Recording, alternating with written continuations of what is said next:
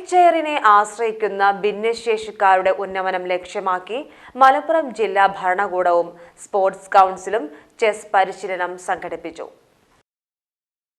വീൽചെയറിനെ ആശ്രയിക്കുന്ന ഭിന്നശേഷിക്കാരുടെ ഉന്നമനം ലക്ഷ്യമാക്കി മലപ്പുറം ജില്ലാ ഭരണകൂടവും സ്പോർട്സ് കൗൺസിലും സംയുക്തമായി സംഘടിപ്പിക്കുന്ന ചെസ് പരിശീലന പരിപാടി മലപ്പുറം, പെരിന്തൽമണ്ണ എന്നിവിടങ്ങളിൽ സംഘടിപ്പിച്ചു.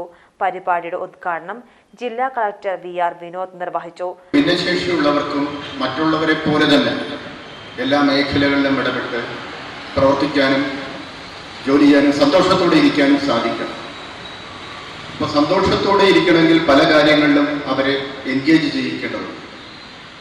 അപ്പം അങ്ങനെയുള്ള ഈ വിഭാഗത്തിലുള്ളവരോടുമായിട്ട് പലപ്പോഴും ഇൻറ്ററാക്റ്റീവ് മനസ്സിലാക്കുന്നത്, അവരുടെ പല കഴിവുകളും അവർ മനസ്സിലാക്കുന്നില്ല.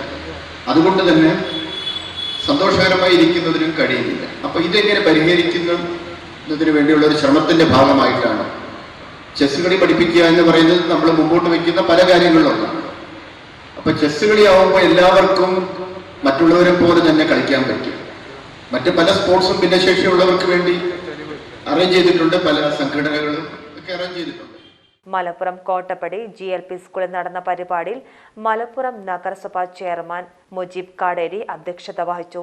Sports council executive member C Suresh, chess technical committee convener Shihabuddin, Malappuram uphill lions club president C Subrahmanyan, sports council പരിശീലകൻ ബാബു, പാലിയേറ്റീവ് നഴ്സ് ഷെറിൻ എന്നിവർ പങ്കെടുത്തു സംസാരിച്ചു.